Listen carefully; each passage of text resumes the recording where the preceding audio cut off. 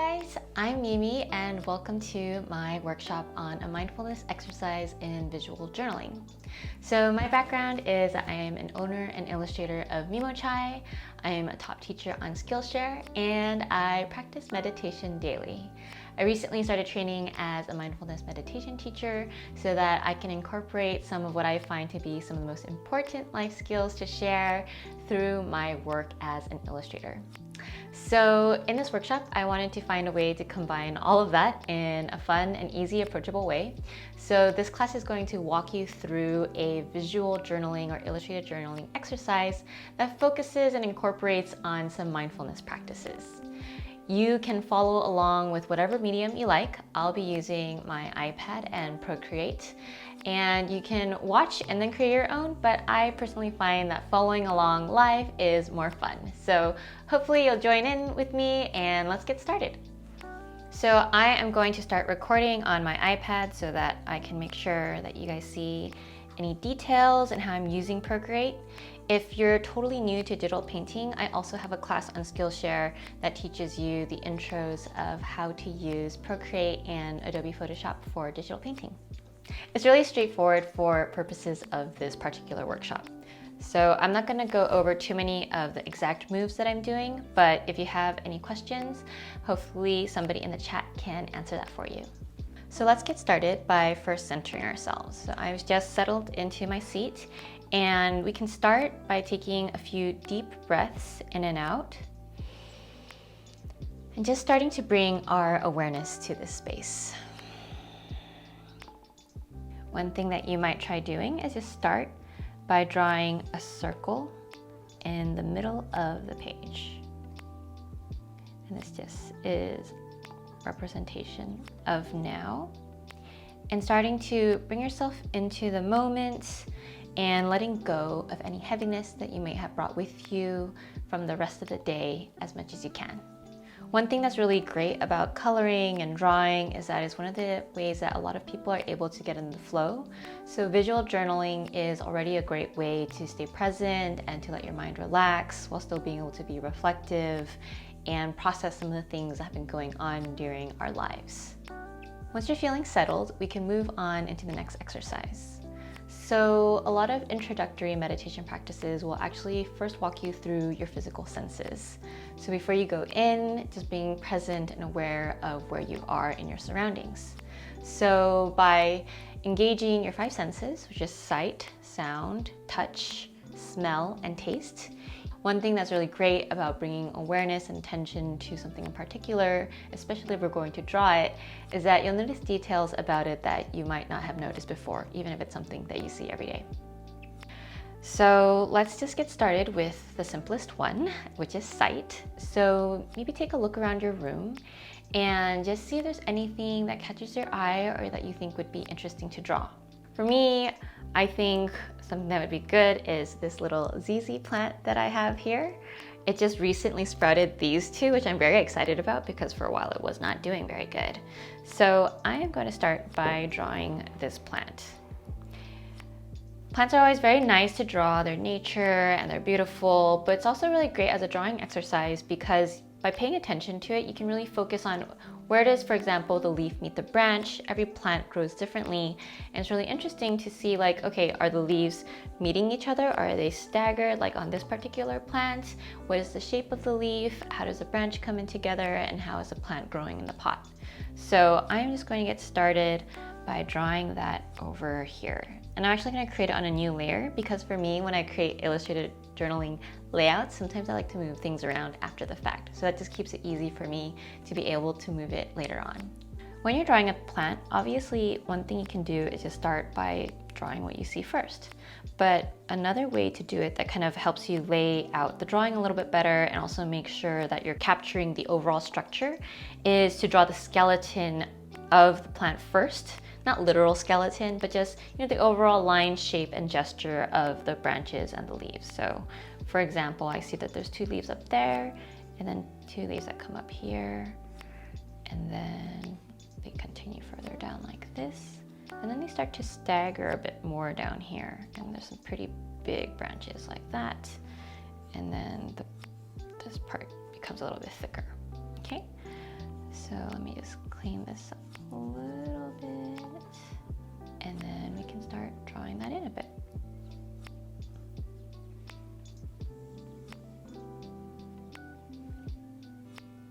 And you can do this as realistically or as styled as you would like. One thing that's really wonderful about visual journaling is that you can use it to practice something that you're working on in your art practice.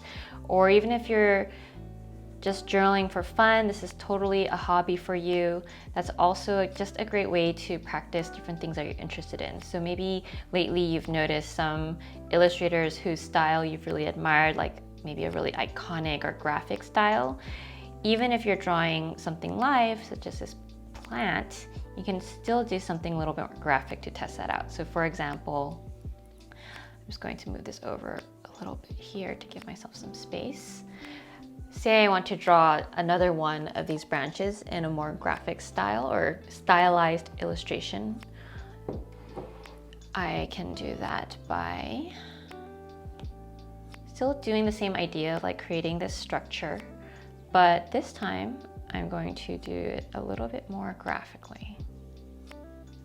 So the brush I'm using, by the way, is called the Chao brush, and you can find it in the calligraphy section of Procreate. It's one of the default brushes and I use it all the time. I really love it because when I press lightly, I can create these nice pencil textures, and then when I press firmly, I can create more of a brush texture. Oops. There we go.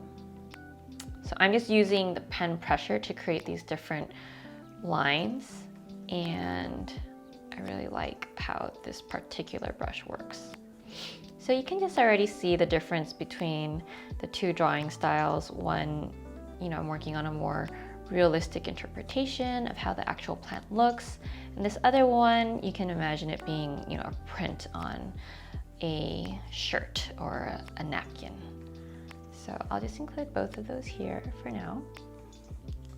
And if you'd like, you can draw the pot or you can leave that open. I'm gonna leave it alone for now just to make sure I have enough room for all of my other senses. And let's move on to the next one. So let's think about touch.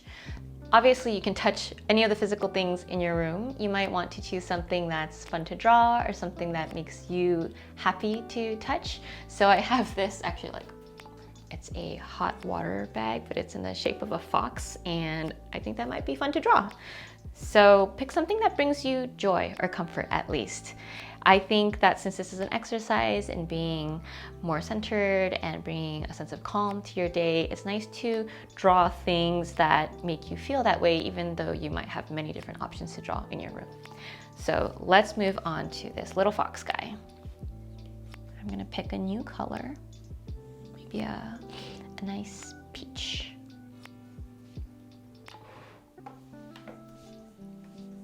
So again, you can draw this fox or whatever you have by literally just observing what the shape is and going like this, or I'm just gonna clear that.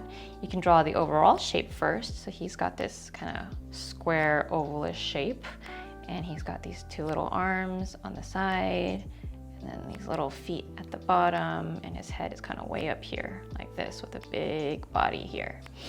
And he can have these little ears at the top and little beady eyes and his little tiny nose. He kind of looks like that bad guy in Sonic the Hedgehog, actually.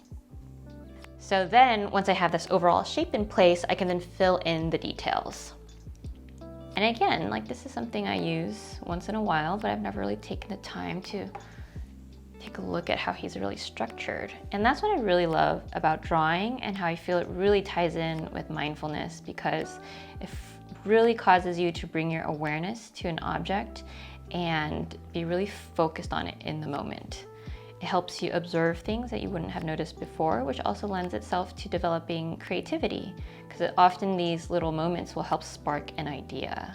Or later on, you'll find a reference in the future, I might be drawing a fox, and then I'll remember that I drew this fox, and maybe something subconsciously will seep into that moment.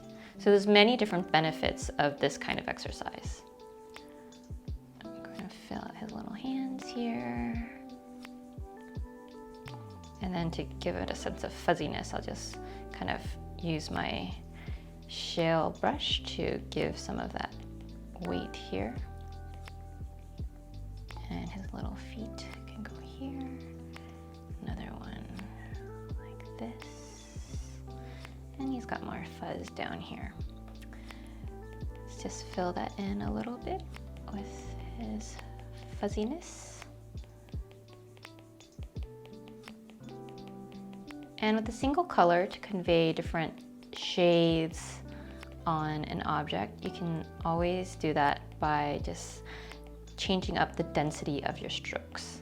So because he's darker on his body over here, I am doing some more strokes. Let me just fill in his face. Maybe he needs a little fuzz on top too. And then where he's white, maybe just the outline of it. A few here. Again over here, so he can have just a few this way, so that you can tell he's still fuzzy, but different sense of coloring. Okay, there's my little fox guy. And again, if I wanted to create a more cartoonish or graphic version of him, I totally could have done that as well. So let me just quickly show you how I would have approached that. Again, I would have started with an overall shape, but this time I just used more solid lines and colors. So, and maybe interpret a little bit differently. Even though he's got these little white ears, maybe I would draw his ears more like this, and then do a little bit more of my own interpretation of how he would look like as a little character. So maybe drawing his face in like this, and then still following the overall format, but being a little bit more solid in how I've placed everything.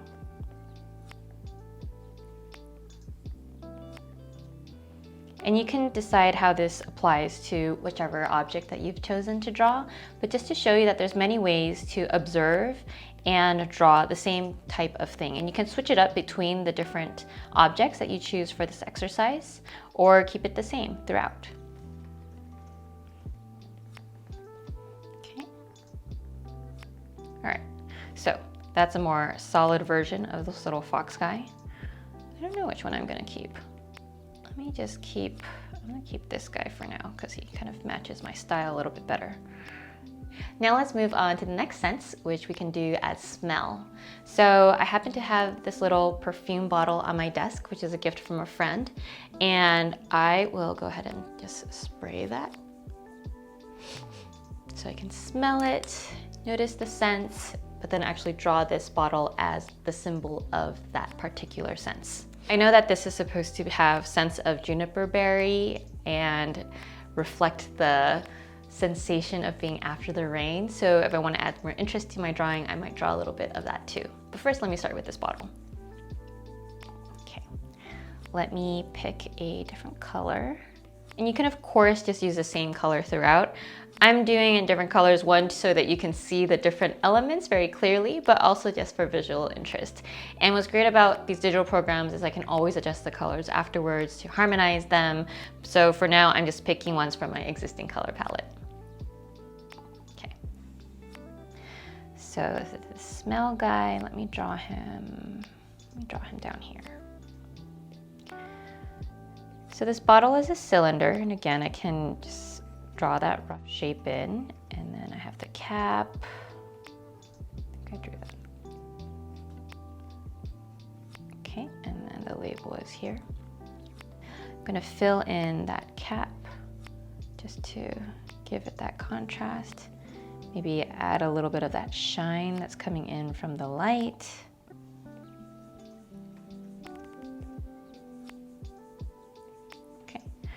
And I don't have to match the label exactly. I can just do something like that. Okay.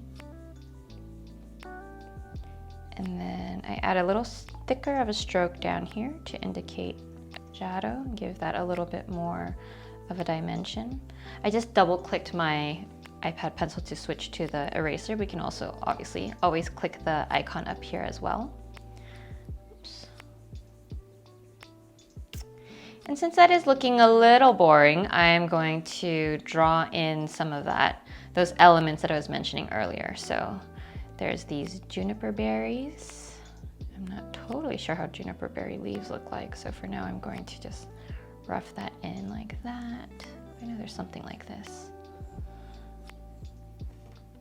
And of course you can always Google an image that you might want to use as reference, but in general, I'm trying to stay off the computer when I'm doing this, or I'll save the pictures ahead of time so that I have them on my iPad for reference.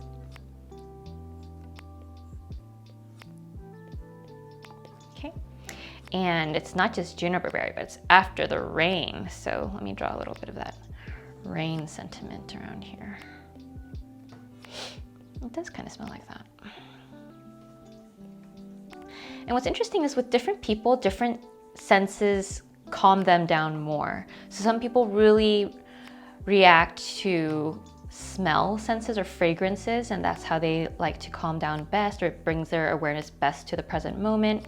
Some people really react to touch, so they'll focus on the feeling of their seat on the chair or on the floor. Or some people can't, connect with their breath, and so they'll actually focus on sound, such as noticing the birds or whatever sounds that they hear in their environment, or playing music. So I find that really interesting for people to experiment with what senses help them center and relax the most.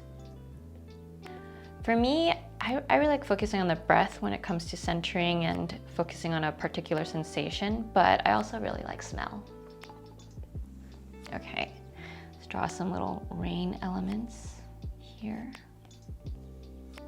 And also we could be very much more symbolic little raindrops.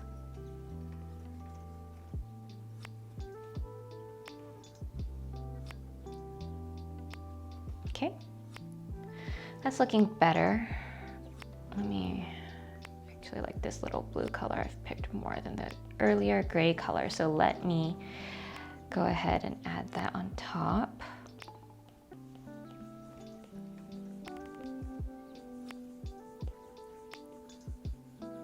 It's kind of nice together, so I'll keep a little bit of that gray peeking through too.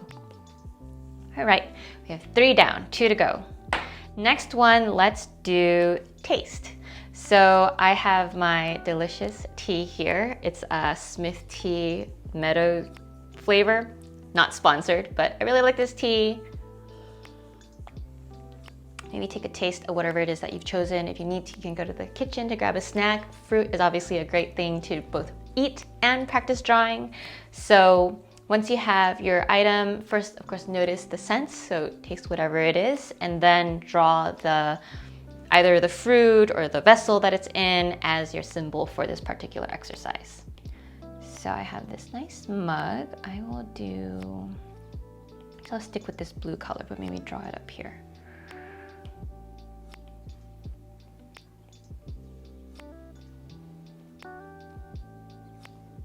And move you out of the way, little fox.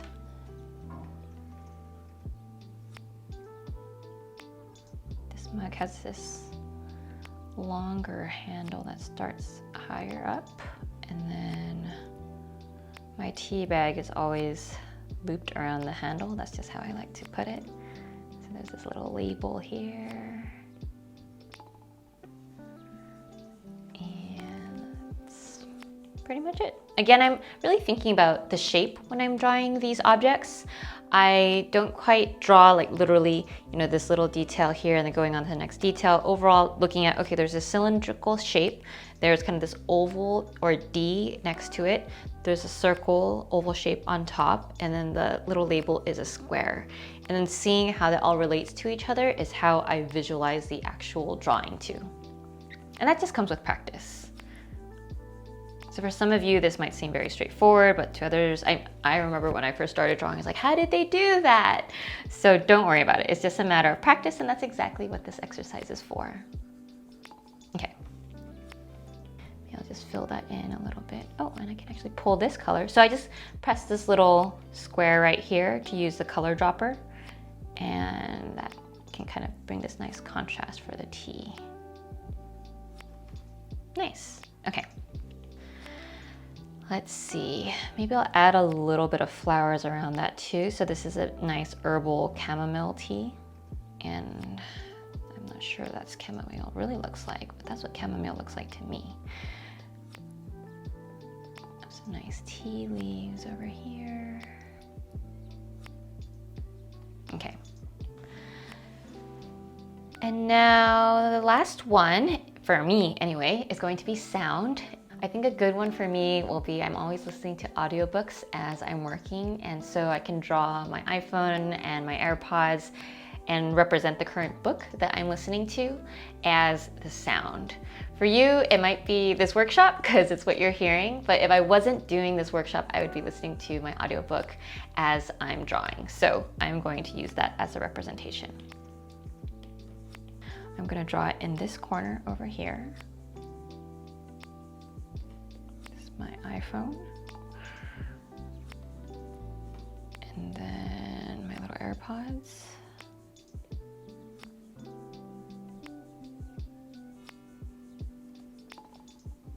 Where should the other one go? Maybe I'll just draw a little out of frame.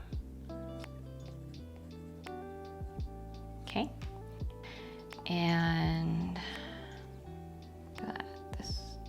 add a little bit of the case around it, because right now it's just looking like a floating rectangle. And then I can write the book title. So I'm listening to In Search of Lost Time by Marcel Proust. And actually, let me do that again, because what I like to use visual journaling or illustrative journaling for is also practicing my lettering. So even though this is not how the audiobook actually looks, I can use this as an opportunity to do a little bit of lettering. So let me make that a little bit more interesting.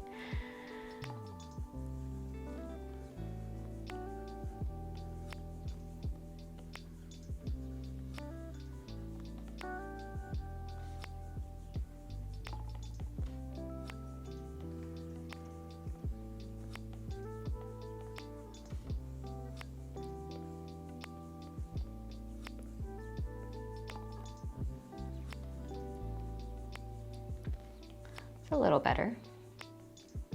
And of course I could keep playing with that and try different iterations, but for now I think that's good enough. Just thicken certain areas a little bit more to make it a little bit more balanced.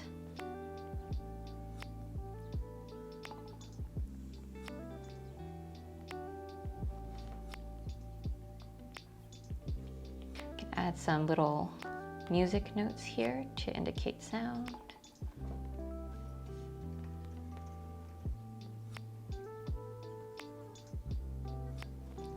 Okay, so that's looking pretty good so far. We have our 5 senses. If you would like, you can add some lettering on top of this. So for example, to get really literal, you can do something like,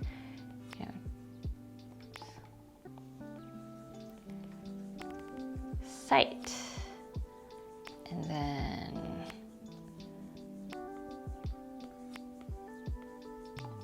touch. Do taste up here. Taste. Smell. And sound. Let's see, where should I write sound? I think sound can go down here. It's gonna be a little, it's gonna look like In Search of Lost Time Sound, which is, it's my new collab with Proust. All right, that could probably be placed better, but for now I'm gonna leave that there. Getting into my smell territory, but let's do the arrangement later.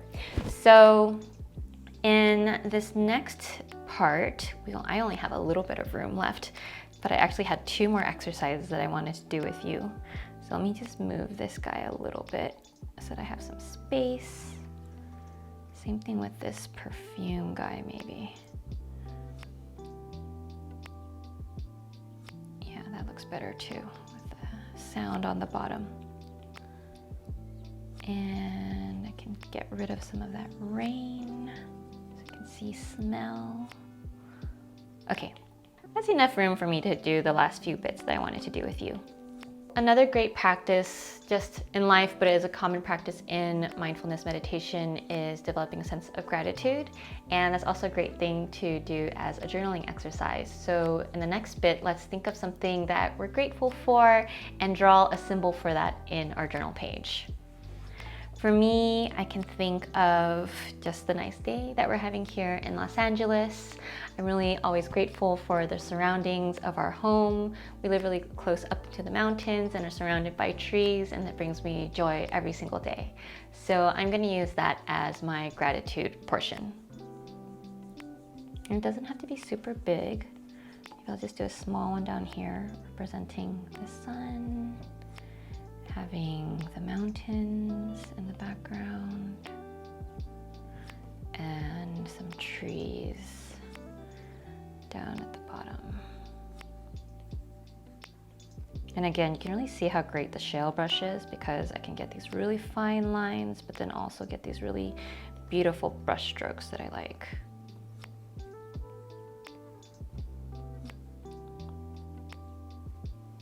So that's enough for me to remind myself of what I was grateful for that day. Even though it's a tiny drawing, sometimes all you need is a little symbol to trigger that memory in your visual journal. You're welcome to spend some more time on your particular drawing, and you can always write a little journal entry if you want to add some more detail of what exactly you are really grateful for. For now, let's move on to the final part of this mindfulness visual journaling prompt, which is ending with a bit of self-compassion. So again, that's a topic that is common in mindfulness meditation, to develop that sense of self-compassion, self-love for yourself, and relearning sometimes for many of us what that sense of unconditional love for ourselves is. And that can be a really simple exercise here. For some people, it can actually be a bit uncomfortable when they first are asked to do that. And so I want to be conscious of that. So let's start with something really simple, which is just to draw a figure of yourself. It could be a stick figure, it could be a smiley face, it could be a very realistic portrait if you have time for that. I am going to just draw a little tiny person in the middle. And we can go back to the now that I drew earlier. So I'm just going to put myself here in this center circle, maybe in a little sleeping position.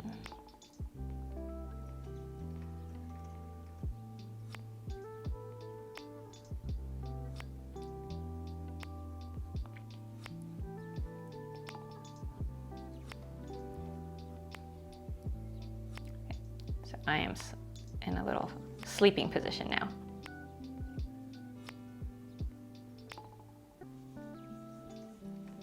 And once you have your little figure, I would just like you to surround it with whatever you consider as bringing comfort or compassion. So for some of you, it may be hearts, for some of you, it may be flowers, or it could just be a circle rainbow. Whatever it is that speaks to you, just surround your little figure with that.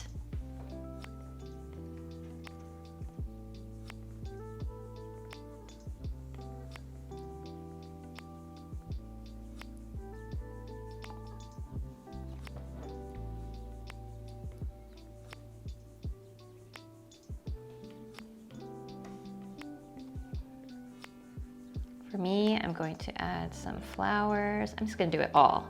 So I have flowers, and then I'm going to do some stars, because I really like sparkly, shiny stars.